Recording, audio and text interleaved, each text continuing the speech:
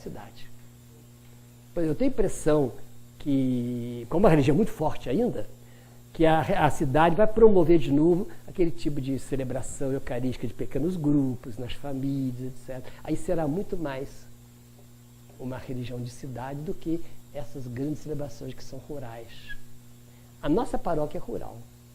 As nossas celebrações de 1000 pessoas, eu celebro, meus padrões tem 1000 pessoas, ainda é rural nesse sentido, que é a religião que manda ir à missa. Lá ainda em Vespasiano funciona isso, a religião manda. Lá mesmo, é inconsciente, né? A religião manda ir à missa. E a pessoa vai. Mesmo tem que ficar encostado na parede, conversando com a namorada, mas vai. Aí que interessante, a força da religião. Agora, ela está perdendo força rapidamente. Ou a religião católica cai em conta e começa a querer descobrir a fonte rural da fé cristã e começa a permitir que se faça vivências, ou ela realmente está fadada a perder um declínio muito grande. Tem um artigo, esse é um pouco exagerado, né, do Hans Küng, chama a Igreja de Terminal. Enfermo terminal. Aí já é um pouco exagerado também. É um pouquinho exagerado, né? Mas, na nossa reflexão aqui, o que aconteceu? Aconteceu exatamente essas mudanças históricas. De um Jesus rural para um cristianismo urbano, muito bem adaptado no começo. Depois daquela revolução toda da destruição do Império Romano, que Agostinho já começa a assistir, entende? E aí começa uma ruralização gigantesca da religião católica. A religião católica, que é a única que existia. Até Lutero. Lutero já é o início da modernidade. Mas mesmo assim os protestantes tinham muito rural também. Não vamos pensar que somos só nós, não. Os católicos ficaram mais rurais que os protestantes. Olha bem o elemento urbano que os protestantes introduziram. Eles introduziram o que eles chamam de livre exame. O que é livre exame? O fiel lê a palavra de Deus e essa palavra de Deus o interpela. Isso eu não preciso de igreja, não preciso de lugar, basta eu ler. Saber ler tem uma versão traduzida. Por isso ele traduziu a Bíblia para o alemão. Isso é cidade. Então, Lutero intuiu. E a Igreja Católica não é o padre que tem que explicar. Rural. Traduziu a Bíblia para o alemão? A tradução alemã é a primeira, uma das mais antigas. Hein? Era latim, a Vulgata era em latim.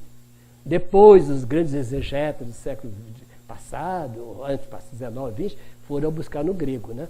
Mas a Bíblia, que eu mesmo conheci quando era criança, era em latim. Tudo latim. Eu decorei latim, sabia tudo de cor. Textos e textos e textos e textos. A missa toda em latim. Você colocou uma ideia aí que, claro, que talvez ainda não seja visto sinais, mas eu queria dizer que já tem um sinal de que a cidade proporciona essa volta. Vou deixar isso para amanhã, próxima aula, os lados positivos. Eu estou só falando desses movimentos, entende? Uma boa pergunta, só que você não vai estar aí, que ele lá do Nordeste quer fazer tese sobre isso, dissertação sobre isso. Então é bom você estudar, então você vai dizer para a gente o que você vai resolver na sua dissertação. Último ponto, mais um pontozinho sobre ainda a introdução. Primeira coisa, segunda coisa, terceiro ponto, né? Então o cristianismo nasceu e cresceu urbano, ruralizou-se e agora começa a urbanizar-se de novo, né? Outra ideia, qual é a perspectiva da nossa reflexão? A gente pode tomar a cidade em dois sentidos. Como uma realidade em si mesma, e aí eu quero saber o que a Escritura diz sobre a cidade. Porque na nossa reflexão é uma reflexão teológica, não é isso? Perdão, apague isso, vou explicar melhor. O que é uma reflexão teológica? Isso não adianta explicar. Reflexão teológica é eu tomo uma realidade qualquer, nosso caso cidade, né? E pergunto, o que é a palavra de Deus, fé, né? A palavra de Deus diz sobre a cidade.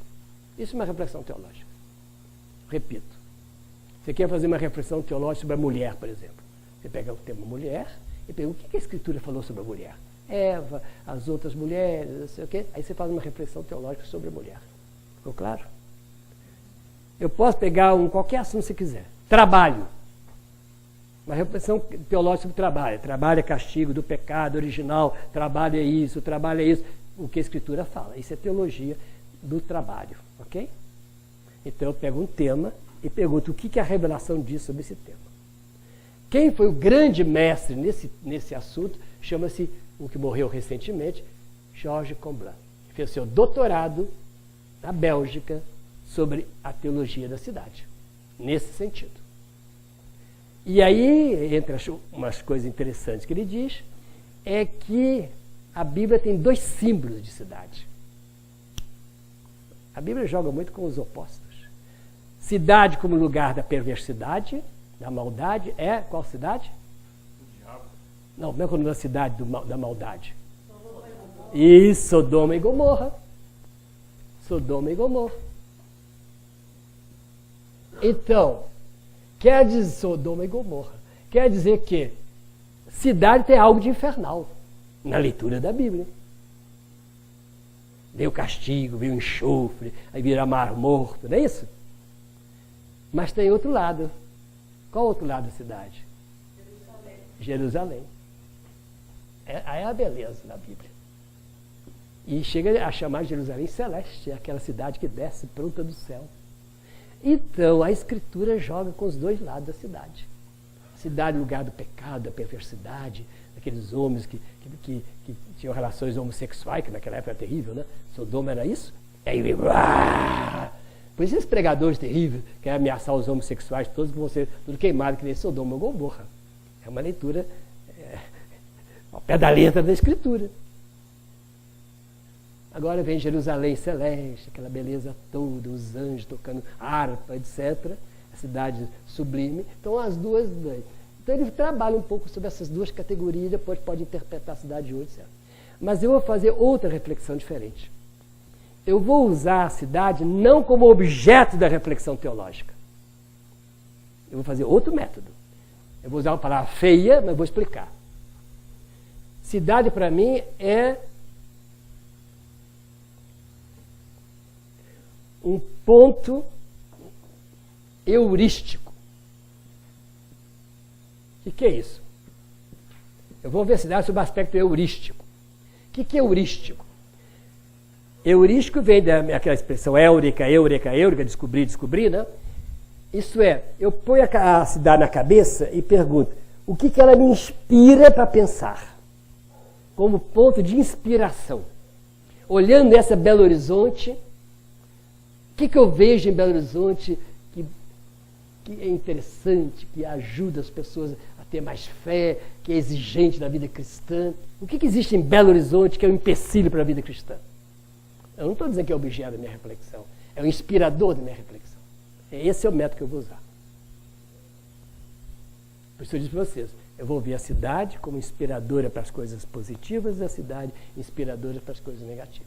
Quais são os aspectos da cidade que permitem que eu viva a fé cristã em profundidade? Eu vou mostrar também que esses mesmos aspectos impedem a religião, mas favorecem a fé. Aí vai ser interessante. E a gente vai salvar muita gente que diz que tem problema de fé e é problema de religião. Isso os filhos de vocês, muitos filhos de vocês, que estão na universidade e não querem mais ir à religião, à igreja. Cada dia eu estou vendo isso. Outro dia a mãe tem 3 filhos maiores, nenhum mais quer ir à igreja. E ela está desesperada. Claro, para ela não ir à igreja é perder a fé. E pode ser que os meninos continuem numa fé até profunda, mas a religião já não diz nada para eles. É isso que nós vamos ver. A cidade, ela de fato, em alguns aspectos, ela destrói a religião.